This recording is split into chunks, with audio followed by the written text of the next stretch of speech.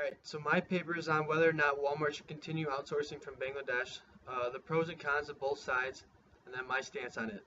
So Walmart is known for outsourcing cheap products including clothes and shrimp from Bangladesh to Taiwan, and then selling those products in a free market for a higher price. But with doing so, they've been accused of many unethical practices, including neglecting child labor laws, fair wages and hours, and safe work environments. For example, in Bangladesh, the minimum wage for garment industry workers is just $37 a month. In 2012, a fire in one of the Bangladeshi garment factories called Rana Plaza, which exported to Walmart, killed 112 workers out of a total of 1,200 deceased workers. Also, a lawsuit from 2010 alleged that one woman worked 7 days a week, 14 hours a day, without a day off for 6 months. And to top it off, children reported being routinely slapped and beaten and forced to work 12 to 14 hours a day with extremely low wages. But with that being said, Walmart is doing a better job with responsible sourcing and their commitment to the works of Bangladesh. For example, they have established alliances such as Alliance for Bangladesh Worker Safety, which is comprised of 26 North American retailer suppliers. The alliance has completed fire safety training for around 1 million Bangladesh factory workers. Also, Walmart worked with Bureau Veritas, which is a world leader in assessment and certification services that also completes inspections for factories in Bangladesh. Walmart also contributed $3 million to BRAC, which is a global non-governmental organization based in Bangladesh. But it is evident that there are many flaws to Walmart's responsible sourcing. For example, Walmart and other American retailers, including Sears, were reluctant to join the compensation efforts at first, claiming that they were not issuing any business at Rana Plaza during the time of the fire. Also, in 2013, major U.S. and European retailers, including H&M, signed an international 5-year accord that demanded up to $500,000 a year for safety improvements. But of course, Walmart declined to get involved and formed its own less satisfying safety plan. Also, I mentioned that the company hired Bureau Veritas for safety inspections, but the organization developed a grading system that is inconsistent and inaccurate. It performs a scoring system of what hazards are worth, but they're unable to decide which hazards are worth 10 and which hazards are worth 3 points. Also, up to 200 factories were inspected, and only a small amount increase in rating and safety. So it is evident that Walmart neglected joining a more efficient plan in providing compensation because of their greed and desire to take advantage of their power within third world countries.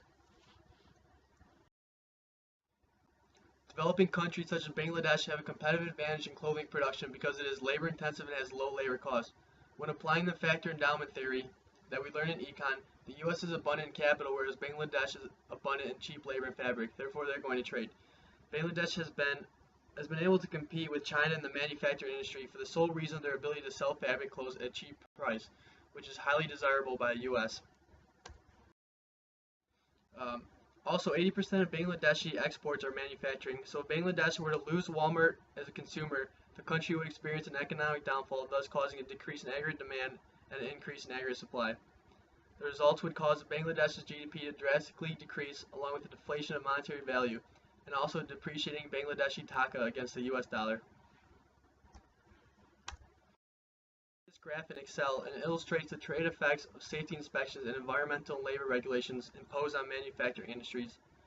For example, I use Walmart and JCPenney in this example. The graph illustrates that JCPenney would now import more clothes than Walmart at the same price. Since Walmart would now acquire less materials from Bangladesh, it would cause an increase in supply of Bangladeshi clothes and decrease in price, allowing competitors to take advantage of an even lower production cost.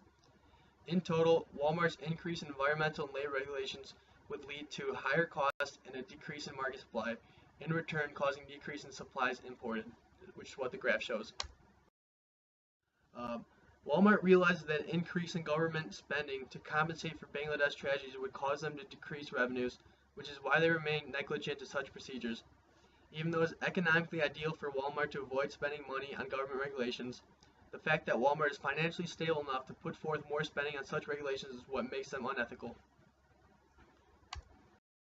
In the end, Walmart neglected to engage in fair environmental labor regulations, while most other competitors such as H&M signed a 5-year accord offering a more generous compensation plan to reimburse Rana Plaza victims. Under Catholic social teaching, we learn that human beings should be treated equally and fair.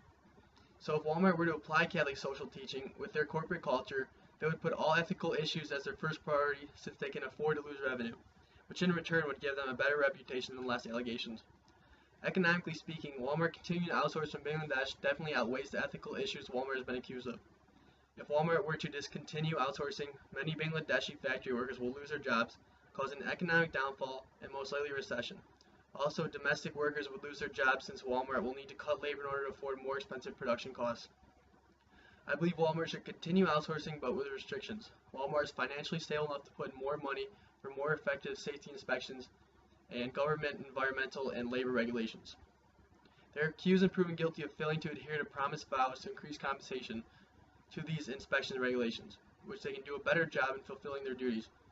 Walmart can expand a task force that works specifically with adhering to bettering Bangladeshi work conditions, offer more money to government regulations, and then take a stance in improving work conditions in third world countries in order to become a more ethical entity. That is the end.